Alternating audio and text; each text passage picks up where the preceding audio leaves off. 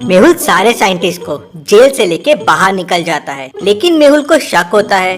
Kidnap तो 3 scientist हुए थे, तो ये चौथा कहाँ से आया? मतलब इनमें से एक फेक साइंटिस्ट है। मेहुल सबके आईडी कार्ड चेक करता है। ये पहले साइंटिस्ट का, ये दूसरे साइंटिस्ट का, ये तीसरे साइंटिस्ट का और ये चौथे साइंटिस्ट का।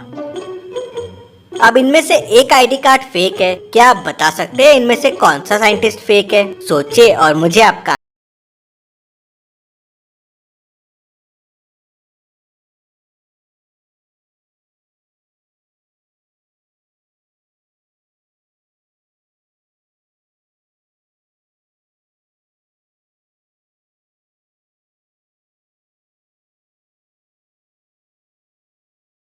MTech in chemical compounds, MSc in biochemistry. तो ये 3 तो साइंटिस्ट हुए, कोई एमबीए वाला साइंटिस्ट कैसे होगा? तो पागल साइंटिस्ट ने एक अपना आदमी यहाँ छुपा रखा था। मेहुल उसे पकड़ लेता है और रस्सी से बांध देता है। उसे वहीं छोड़ के बाकी साइंटिस्ट और मेहुल जंगल में आगे बढ़ते हैं। और यहाँ पागल साइंटिस्ट गुस्से में आ जाता है कि सारे साइंटिस्ट जेल से भाग गए हैं। वो तुरंत अपने आदमियों को और डॉग्स को उनके पीछे भेज देता है। पागल साइंटिस्ट ने जंगल में केमिकल लोचा मचा रखा था, जिसके वजह से जंगल के कुछ एरियाज की केमिस्ट्री बदल गई थी। हर कलर आपस में बदल गए थे। ग्रीन कलर येलो हो गया था, ब्राउन कलर ब्लैक हो गया था। अब आप सोचिए और मुझे बताइए, ट्री पे जो रेड एप्पल्स है वो कौन से कलर के हो जाएंगे? सोचिए और मुझे आपका आंसर कमेंट करके बताइए।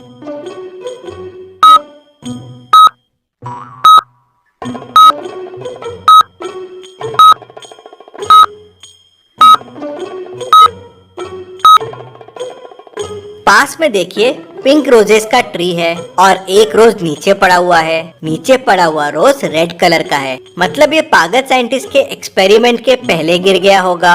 इसका मतलब ये रेड रोज का ट्री है। मतलब रेड कलर पिंक हो गया है, तो एप्पल का कलर भी पिंक हो जाएगा। मेहुल और साइंटिस्ट ऐसे पिंक कलर के एप्पल्स देख के डर जाते हैं। उन्हें जोरों से भूख लगी थी, लेकिन एप्पल्स बिना खाए ही आगे बढ़ जाते हैं। पागल साइंटिस्ट के जंगली कुत्ते मेहुल और बाकी साइंटिस्ट को ढूंढ ही रहे थे। पागल साइंटिस्ट पीछे से जंगली बैट्स भेज देता है। बैट्स तेजी से उड़ते हुए मेहुल और साइंटिस्ट के पास पहुंच जाते हैं। बैट्स उनको परेशान करने लगते हैं, काटने लगते हैं। मेहुल फोन निकालता है हेल्प मांगने के लिए, लेकिन नेटवर्क ही नहीं आ रहा था। पास में लकड़ी के टुकड़े, कुछ स्टोन्स पड़े हुए थे। सोचिए और मुझे बताइए, क्या कर सकते हैं मेहुल और साइंटिस्ट बैट से बचने के लिए? आपका आंसर मुझे कमेंट करके बताइए।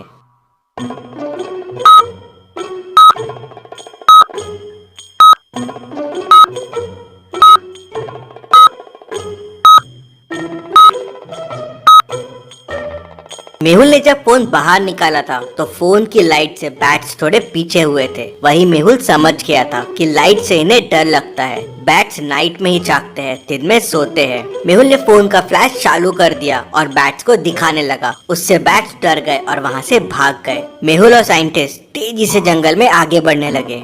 मेहुल और साइंटिस्ट जंगल में एक ब्रिज के पास पहुंच जाते हैं। ब्रिज की हालत बहुत खराब है और वो कभी भी टूट सकता है। नीचे एक रिवर है जिसका फ्लो बहुत तेज है। अगर इससे स्विम करके जाने की कोशिश की तो रिवर में बह जाएंगे। पास में एक बोट भी खड़ी है, लेकिन बोट को चलाने वाली लकड़ी नहीं है। रिवर क्रॉस करने के लिए बड़े बड़े स्टोन्स भी बने हुए हैं। सोचिए और मुझे बताएं, क्या तरीका अच्छा रहेगा रिवर क्रॉस करने के लिए? ब्रिज, स्विम, बोट या स्टोन? सोचिए और मुझे आपका आंसर कमेंट करके बताइए।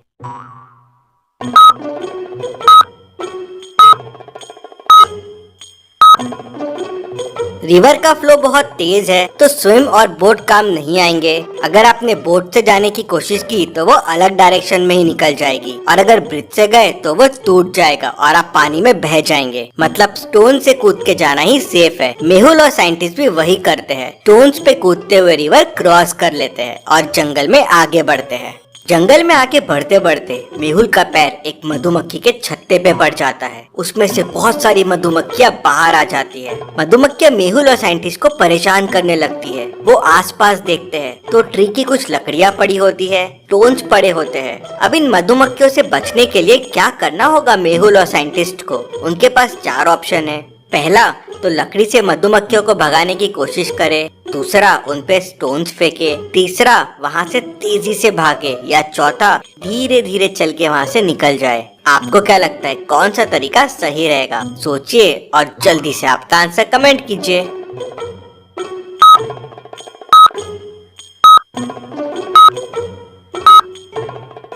लकड़ी और स्टोन फेंकने से मधुमक्खियाँ और चिड़चिड़ा जाएगी और परेशान करेगी, शायद डंक भी मारे। भागना भी सेफ नहीं है, वो पीछे भागेगी। धीरे धीरे चलना ही सेफ होगा। वो लोग धीरे धीरे वहाँ से वॉक करना शुरू करते हैं और मधुमक्खियों से बच जाते हैं। तभी उन्हें पीछे से किसी के चलने की आवाज आती है। मेहुल को उसके बाजू में एक परछाई दिखती है। क्या आप इस परछाई को देख के बता सकते हैं ये कौन होगा? सोचिए और जल्दी से आपका आंसर कमेंट कीजिए।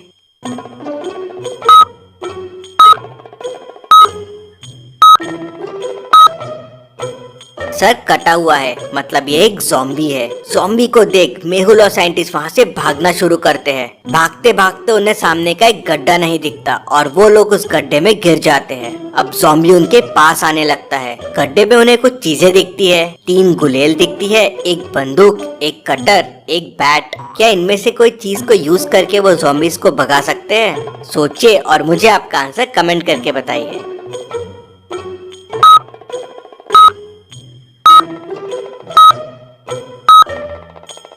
मेहुल बैट भी यूज कर सकता है, लेकिन बैट सिर्फ एक है और उसके लिए ज़ॉम्बी के पास जाना पड़ेगा। गुलेल यूज करना बेस्ट रहेगा, वो दूर से ही ज़ॉम्बीज को मार सकते हैं और दूर ही रख सकते हैं। मेहुल और साइंटिस्ट गुलेल उठाते हैं और ज़ॉम्बीज पे स्टोन फेंकना शुरू कर देते हैं। ज़ॉम्बीज डर के वहाँ से भाग जाता है। मेहुल और साइंटिस्ट गड्ढे से बाहर निकलते हैं और जंगल में आगे बढ़ते हैं। तभी उन्हें हाईवे रोड दिख जाता है, लेकिन रोड तक पहुंचने के लिए उन्हें इस रिवर को क्रॉस करना होगा। रिवर पे स्टोन्स पड़े हुए हैं। वे लोग स्टोन्स पे कूदना शुरू करते हैं। पहले 1, 2, 5, 10 और 17 पे जंप करते हैं। अब नेक्स्ट स्टोन्स है 24, 26 और 28। सोचिए और मुझे बताइए उनको कौन से स्टोन्स पे जंप करना चाहिए।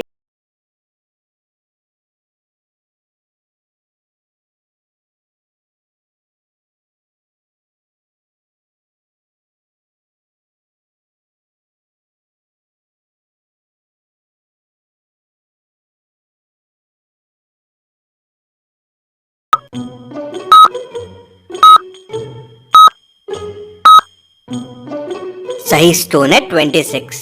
1 और 2 का डिफरेंस है 1, 2 और 5 का है 3, 5 और 10 का डिफरेंस है 5 और 17 और 10 का डिफरेंस है 7। तो अगला डिफरेंस हो जाएगा 9। डिफरेंस 2-2 से बढ़ रहा है, तो 17 प्लस 9 हो जाएगा 26। सभी 26 स्टोन्स पे जंप करके रिवर क्रॉस कर लेते हैं और हाईवे पे पहुंच जाते हैं। मेहुल ने अपनी बहादुरी से सारे साइंटिस्ट को बचा लिया। इसी बात पे जल्दी से वीडियो को लाइक कर दीजिए। चलिए अगली पहेली देखते हैं।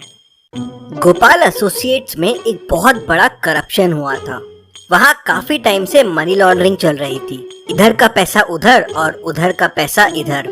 पूरे मामले की तहकीकात करने डिटेक्टिव मेहुल को बुलाते हैं। मेहुल उनके ऑफिस पहुंचता है और उनके मैनेजर से बात करता है। उनका मैनेजर मेहुल को उनकी सीए से मिलाता है। मेहुल सीए को बोलता है कि मुझे इस कंपनी के पिछले 5 साल के सारे डॉक्यूमेंट्स चाहिए। तो सीए मेहुल को बोलती है, अरे ये डॉक्यूमेंट्स तो काफी टाइम से हमने देखे ही नहीं है। ये सारे एक फाइल में एक अलमारी के अंदर रखे हुए हैं। मुझे लाने में थोड़ा टाइम लगेगा, मैं लेके आती हूँ। थोड़ी देर बाद सीए सारे डॉक्यूमेंट्स लेके आ जाती है। जब वो आते रहती है तो उसके हाथ से फाइल्स गिर जाती हैं। वो उन फाइल्स में से डॉक्यूमेंट उठा के मेहुल को देती है और बोलती है, ये लो डॉक्यूमेंट जो आपको चाहिए। मेहुल डॉक्यूमेंट्स को देखता है और बोलता है कि ये नकली डॉक्यूमेंट है, ये तुमने अभी अभी बनाया है। कैसे? मेहुल को ये कैसे समझता है कि ये नकली डॉक्यूमेंट है? क्या आप बता सकते हैं?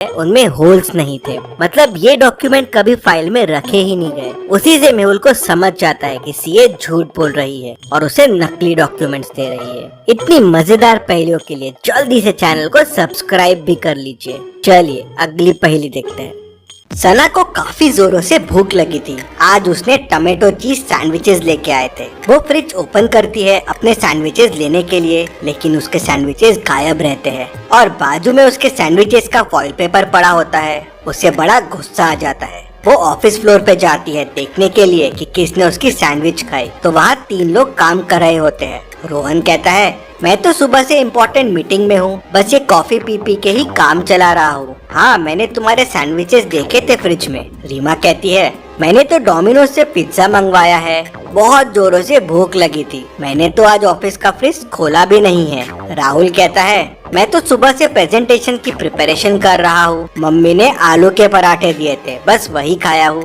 हाँ, मैंने तुम्हारा पैकेट फ्रिज में जरूर देखा था। क्या आप तीनों की बातें सुन के बता सकते हैं सैंडविचेस किसने खाए होंगे? सोचिए और मुझे आपका आंसर कमेंट करके बताइए।